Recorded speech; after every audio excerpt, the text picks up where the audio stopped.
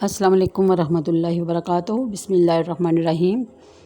شروع اللہ کے بابرکت نام سے جو بڑا مہربان اور نہایت رحم کرنے والا ہے۔ پارہ نمبر 5 ہے، سورہ نساء کی آیت نمبر 283۔ شان نزول نبی کریم صلی اللہ علیہ وسلم غزوہ فکرہ سے جب فارغ ہوئے اور دشمن کے بہت سے آدمیوں کو بھی گرفتار کیا اور بہت سا مال غنیمت بھی ہاتھ آیا اور کوئی دشمن بھی مد مقابل نہ رہا، تو حضور صلی اللہ علیہ وسلم قضائے حاجت کے لیے جنگل میں تنہا ہی تشریف لے گئے۔ تو دشمن کی جماعت میں سے خویرس بن حارث محاربی یہ خبر پا کر تلوار لے کر چھپتے چھپاتے پہاڑوں سے اترا اور اچانک آپ صلی اللہ علیہ وسلم کے پاس پہنچ گیا اور تلوار تان کر بولا کہ اب آپ کو مجھ سے کون بچائے گا؟ آپ صلی اللہ علیہ وسلم نے فرمایا کہ میرا رب، اور دعا فرمائی۔ جیسے ہی اس نے آپ صلی اللہ علیہ وسلم پر حملہ کرنے کی کوشش کی تو اوندے منہ زمین پر گر گیا اور تلوار بھی ہاتھ سے چھوٹ گئی۔ حضور صلی اللہ علیہ وسلم نے وہی تلوار اٹھائی اور فرمایا کہ اب تمہیں مجھ سے کون بچائے گا؟ کہنے لگا کہ میرا بچانے والا کوئی نہیں۔ فرمایا تو اشہد ان لا الہ الا اللہ و اشہد ان محمد رسول اللہ پڑھو تو تمہاری تلوار تجھے واپس دے دوں گا۔ اس نے انکار کر دیا اور کہا کہ میں اس کی شہادت دیتا ہوں کہ آپ سے کبھی نہ لڑوں گا اور زندگی بھر آپ کے کسی دشمن کی مدد بھی نہ کروں گا۔ آپ صلی اللہ علیہ وسلم نے اس کی تلوار اس کو دے دی اور کہنے لگا کہ آپ مجھ سے بہتر ہیں۔ فرمایا ہاں، تمہارے لیے یہی سزاور ہے۔ اس پر یہ آیت نازل ہوئی۔ لیکن حضرت ابن عباس رضی اللہ تعالیٰ عنہما نے فرمایا کہ عبد الرحمن بن عوف زخمی تھے، تو اس وقت ہتھیار رکھنا ان کے لیے مشکل تھا۔ ان کے حق میں یہ آیت نازل ہوئی اور حالات عذر میں ہتھیار کھول رکھنے کی اجازت دے دی گئی۔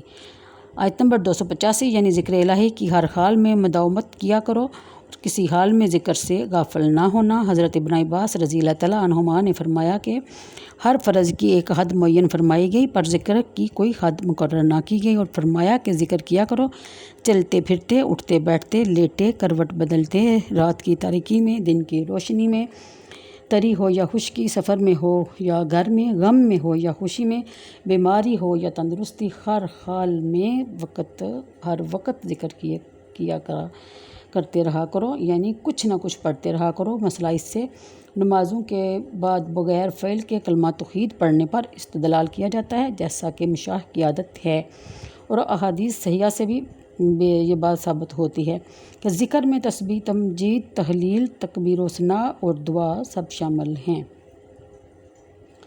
یعنی ہر وقت اللہ سے کچھ نہ کچھ مانگتے ہی رہا کریں۔ 287، شان نزول احد کی جنگ میں جب ابو سفیان اور ان کے ساتھی واپس ہوئے تو رسول کریم صلی اللہ علیہ وسلم نے جو صحابہ احد میں حاضر تھے انہیں مشرکین کے تعاقب میں جانے کا حکم دیا۔ کچھ اصحاب زخمی تھے، انہوں نے اپنے زخموں کی شکایت کی، تو اس پر یہ آیت نازل ہوئی۔ آگے 288، شان نزول انصار نے کہ قبیلہ بنی ظفر کے ایک شخص طامہ بن ابریق نے اپنے ہمسایہ قتادہ بن نعمان کی ذرا چرا کر آٹے کی بوری میں رکھی اور آٹے کی بوری اٹھا کر زید بن سمین یہودی کے گھر لے گیا اور جا کے وہاں چھپا دی۔ آٹے کی بوری پھٹی ہوئی تھی، جس طرف سے وہ جاتا گیا اس طرف آٹا وہاں راستے سے گرتا گیا۔ جب سب لوگوں نے شبہ طامہ پر ہی کیا تو اس کی تلاش میں جب نکلے تو جدھر جدھر آٹا گرا ہوا تھا اس طرف وہ جاتے گئے اور جا کے وہ اسی یہودی کے گھر سے ان کو بوری مل گئی۔ یہودی سے جب پوچھا تو یہودی نے بتایا کہ یہ طامہ کی بوری ہے، میری نہیں۔ یہودیوں کی ایک جماعت نے بھی اس بات پر گواہی دی، لیکن طامہ کی قوم نے یہ طے کیا کہ یہودی کو ہی چور بتائیں گے اور اس پر قسم بھی کھا لیں گے تاکہ قوم رسوا نہ ہو اور طامہ بھی سزا سے بچ جائے، لہٰذا انہوں نے ایسا ہی کیا۔ اس گواہی پر کوئی بحث نہ کی گئی، یہودی کو ہی چور مانا گیا، اور اسی واقعہ کے متعلق یہ آیت نازل ہوئی۔ اس واقعہ کے متعلق اور بھی کئی روایات آئی ہیں۔ 393، جیسا کہ طامہ کی جھوٹی گواہی پر جھوٹی قسم اور شہادت، یعنی انہوں نے بڑی کوشش کی کہ طامہ سزا سے بچ جائے، مگر اللہ کریم نے تمام راز افشا کر دیا اپنے پیارے محبوب پر، اور اللہ بڑا غفور اور رحیم اور مہربان ہے۔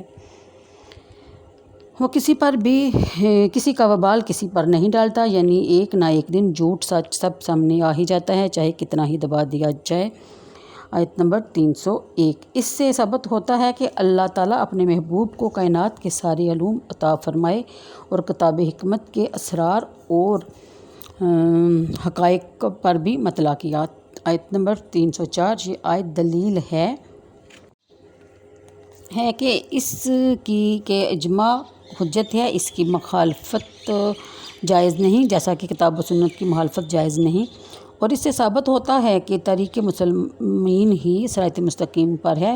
حدیث شریف میں بھی یہ ثابت ہوتا ہے کہ جماعت پر اللہ کا ہاتھ ہے۔ ایک اور حدیث میں ہے کہ سواد اعظم یعنی بڑی جماعت کا اتباع کرو، جو جماعت مسلمین سے جدا ہو وہ دوزخی ہے۔